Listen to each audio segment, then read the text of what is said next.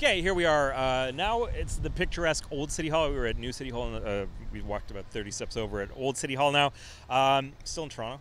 Let's talk about day two. This is plenty, 7 battles to talk about. Again, we're going to start at the...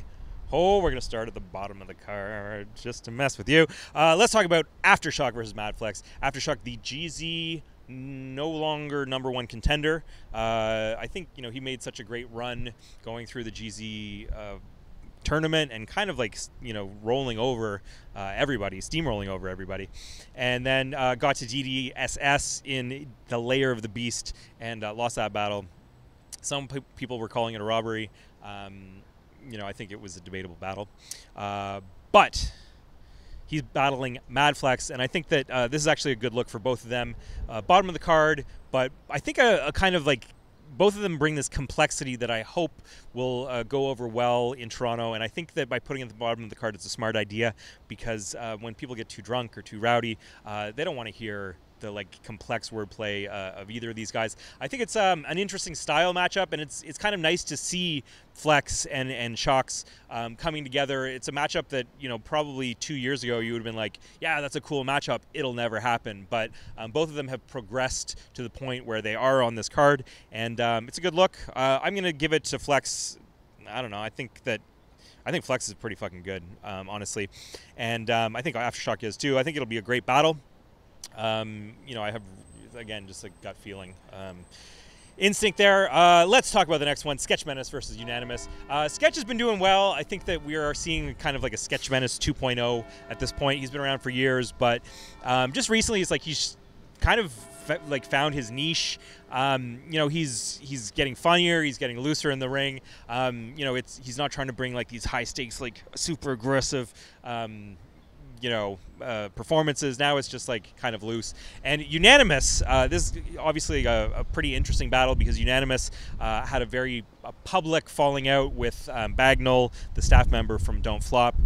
It was all over, I think, 3 different social media platforms by the end of it, and they both had their issues. I don't know who was right or who was wrong. I wasn't paying that much attention to it. But the point is that Unanimous is no longer battling for Don't Flop, so I'm sure, again, has a lot to say. He doesn't have a platform, and now has a platform with King of the Dot, and battling Sketch Menace, who was supposed to battle at World Domination 5, and cancel that battle. So you've got kind of some subtext to this battle, and I think that there's a possibility that we'll see 6 rounds dissing Don't Flop. I think that's a bit of an overstatement, but I think both of them will make their point, and I think that Sketch Menace is smart enough to kind of acknowledge that and do something interesting with it. Unan, was killing it on Don't Flop, so it's kind of a shame to see him and them kind of part ways, because I thought he was on a really nice run with them in the last few battles. But I think that this is a battle that, for those who've been following that drama and who watch Don't Flop, there's kind of like a lot that could happen here, but for everyone else, they're gonna be like, who the fuck are these guys and what are they talking about right now? But I think politically it's a very interesting battle. Next up, Arcane. This is the return of Arcane. He battled Cortez at Flatline 3. So-so battle at a kind of fairly weak event. And then Chilla Jones battling him. I think Chilla's last King of the Dot battle was pass. Well, at World Dom it was pass, and he got smoked. So I think that Chilla wants to kind of like bounce back. His momentum has slowed a little bit since 2016. In 2015, I think arguably the battler of the year, if not top 3, top 5, depending on what you like. Him and Arcane, I think it's a kind of both these guys are kind of like chess move guys that are quite strategic, who I think take the craft very seriously, and I think it's a pretty good matchup for the two of them. Again, I'd never really thought about it, but it kind of makes sense when you look at it stylistically. Arcane was doing the scheming, the show him how it's supposed to be done performances throughout his ground, not the Ground Zero Grand Prix, but just the GPs. He won 2 of those, by the way. Arcane is incredibly decorated, for everyone who still has something bad to say about him. I think the ghostwriting stuff, I think it's going to be brought up, and I think that, he's addressed it, and he'll probably address it again. I'm over it. You know, I guess everybody else is still talking about it. But ultimately, I think it's going to be like a pretty good, interesting, you know, battle of the pens. I think both of them are decent performers. Yeah, you know, I think I have Chilla taking that. The next battle we're talking about is Thesaurus versus Toomey. This is a really hot battle, and I think that if you've been following the global scene, if you've been following Scrambles for Money and the South African scene, you know that Toomey is like their fucking big star. He's a guy that he's a professional musician, he's a poet, he's well known in South Africa, and I think for Scrambles for Money to book him was kind of like, you know, the equivalent of when King of the Dot books Mad Child, someone who's kind of like known, locally known very well, or nationally known very well, but internationally less so. So I think that Thesaurus knows who Toomey is, has watched Toomey versus Bender, has watched Toomey versus, what was the first one, Toomey's first battle? His first battle was Fire. I forget who it was now. Anyhow, it was like, we had it on like our most slept on battles of the year, and I'm already forgetting who it is. But go watch both of them.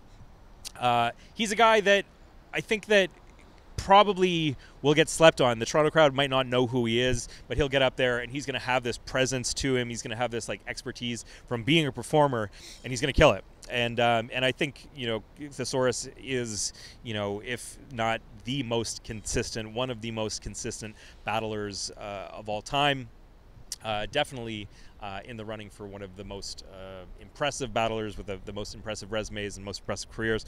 People downplay him. Come on, get it together, guys. My point being, I think that both of them are going to bring it. I think it's going to be an entertaining battle. I think that this could be the kind of like dark horse battle that people aren't necessarily expecting for the day, that turns into something really special, really exciting. The last battle before we get into the main events is Head Ice versus Big T. Another one of these battles that I didn't see coming. I'd never really thought of these guys battling. It's kind of, I guess, weird that they haven't battled already, because they've both kind of been in that, you know, in that New York scene and kind of around King of the Dot as well for many years now. I think that this is another battle that could turn out pretty good. I think that Ice has been killing it on King of the Dot. I think that Big T has had some of his better performances on the King of the Dot stage recently. Him and Nameless didn't work out that well. Trying to think of, but I mean, him and Roan was one of the best battles of Blackout 5. And just trying to think of any other ones. But Big T's been kind of busy. He's been some smaller battles that, you know, have been okay. But I think that this is the platform, this is the event, this is the opportunity, and this is the opponent for him to really like bring it and kind of go crazy. And you know, I think that this is a really nice style clash. Whereas Ice has this very like kind of mountainous kind of, you know, he's a boulder in the ring, whereas T starts slow and then gains all this momentum and will be going crazy by the end of it. I think it might be similar in style to what we saw against Arsenal versus Ice, and I think that Ice will need to learn from that battle, because Arsenal was much more dynamic, kind of crazy in that, and I think that T has the advantage over Ice there as well. So maybe we will see T kind of like, or not T, but Ice kind of like ramp up the energy and ramp up the aggression for this battle. You know, I think it's something that I'm interested in seeing. I think it's one of the, when we're talking about big names versus little names, these are two of the big names on the card. Let's get into the two main events, but let's go somewhere else for it. Okay, let's talk about the first main event on day 2. It is Pat Stay versus Sirius Jones. This is the remnants of a rescheduling of a matchup from Blackout 6. Supposed to happen. Pat had, I guess, issues with his larynx, and you know, was speaking with a very scratchy, squealy voice. Obviously, it recuperated for him to battle Hollow in what I think is one of the you know, definitely the biggest battles of the year this year. My point being that when we figured out that Pat Stay was taking on Sirius Jones at Blackout, was a matchup that I was kind of like, I guess it's good. Like, they're two big names going at it. It didn't really feel like there was any history to it. I didn't know what they might say to each other. But now there's history, because Jones definitely was not happy that Pat Stay backed out on him. Jones went all the way to Toronto. He was in the building. So was Pat in the building. And Jones, I think, was kind of like, if you're here, like, why are we not battling right now? If you're able to, like, either, you know, be out and be, socializing with people. Why aren't we battling? And there was almost like kind of a physical confrontation outside. Things got settled. Pat Say, I think, arguably had bar of the weekend on the pay-per-view. He came over, and earlier Serious Jones had been on and kind of said in as many words, or probably fewer words than what I've been saying, that, Pat's here, why aren't we battling? And I think people were tweeting and people saying to Pat, hey, like, Jones is kind of calling you out, you're going to take that. And Pat came to the pay-per-view and he grabbed the mic, and it was so loud that, I as a host, I wasn't able to hear what he was saying. But he said some shit and then gave us the microphone back and walked off. And we found out later that he was like, don't disrespect me. And just because my voice doesn't work, my hands doesn't mean my hands don't, which is a fucking crazy line. And probably the most quoted line from Blackout 5, which just goes to show that Pat still got that freestyle ability right there. And, now that those guys didn't battle, they've, in that time, Pat had Hollow, Jones had Jims in a battle that I watched the other day, which was phenomenal, frankly. I really liked Jones's first round in that. I didn't catch the rest of it. I hear he kind of, he slowed down as it went on. But that first round, he just had that fire, he had that energy, and I think that's what we need for this main event to be really good, is for him and for both of them to have that fire and want to beat each other. What else? I think, one thing to watch here is they're both really strong rebuttalers and don't necessarily get enough credit for it. I think that that could work, especially if it's, somebody says something personal. I think that there'll be a bit more of kind of like a response to that, whether it's written or freestyled. They're also just like kind of two giant men. They're kind of two titans. They've been around the scene for years and years. So I think it's good that they're finally battling, and I think it's good now that there's this kind of history behind it for what should make a bit of a grudge match. Let's go. Let's talk about the last battle of the night. It's the title match. Holy shit, it should get its own blog, but I'll just talk about it here for 15 minutes.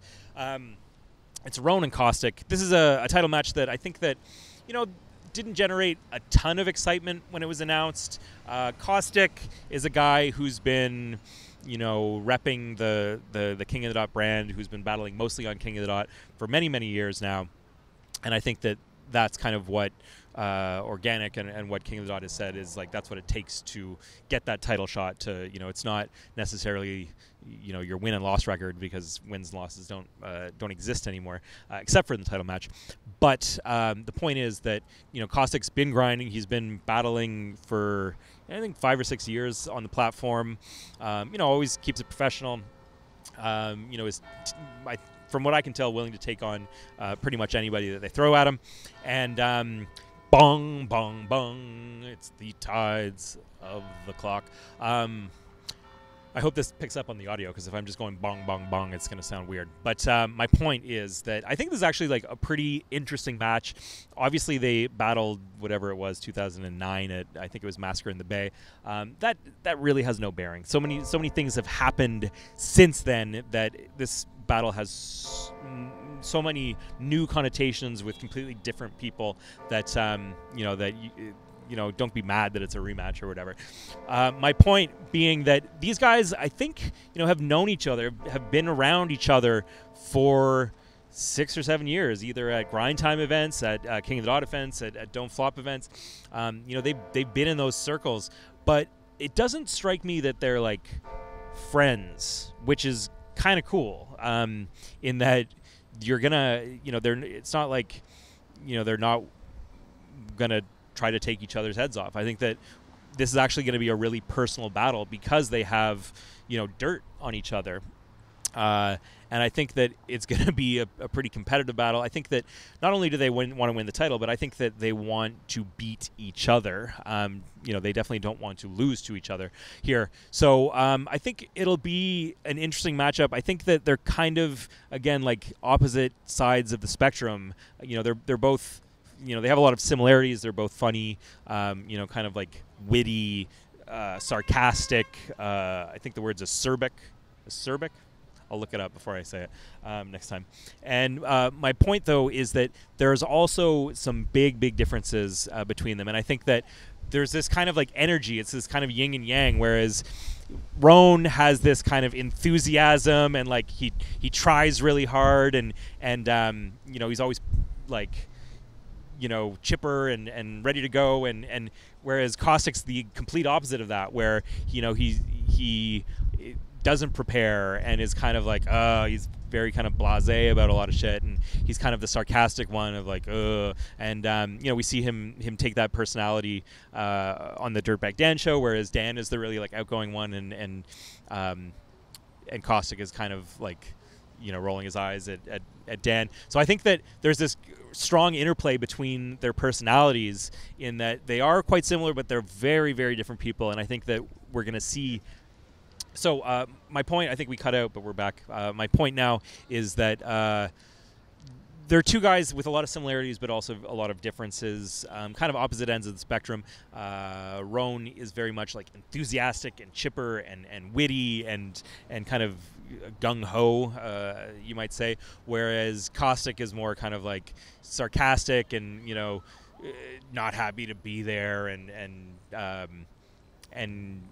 kind of like the negative to Roan's like positive. That's really like, you know, taking their personalities to the extreme. But I think that counterplay and interplay between the two of them will make for an interesting battle. And I think, I don't know if I've already said this or not, but I think the fact that the two of them have known each other and have been around each other for so long means that they probably like have some dirt on each other. And it won't just be two guys who has the best bars. It'll be two guys who are like, remember this story when you did this? And the crowd will go, oh my God, did he really do that? And I think there will be personals. You know, I think that that they have that dirt on each other without having to like do much research or whatever. So I think that they'll both try to like frame each other as kind of like their counterpoint, and why being unlike them is like a bad thing, and why being like them is a good thing. So I'm not going to call it, just in case they asked me to judge. I don't want to like make a prediction and then like be asked to judge. So I'm going to keep my predictions to myself for that one, but I want you to tell me. In fact, I already did ask you. So I'm going to go to Twitter. This is very compelling video. So before I started this blog, I asked the battlerap.com audience who they thought would take the win. We have it's been about an hour and 40 minutes since we did that. There's been 394 votes. Roan has 68% saying that he's going to win. Caustic has 32% saying that he's going to win. So I guess Caustic is the underdog. Roan is the favorite. We'll see what happens. August 27th, Toronto, Ontario. We started with the sun out. Now the sun is down. It is dark. There is a day 3. We should probably talk about it very quickly, but we're going to change locations. All right.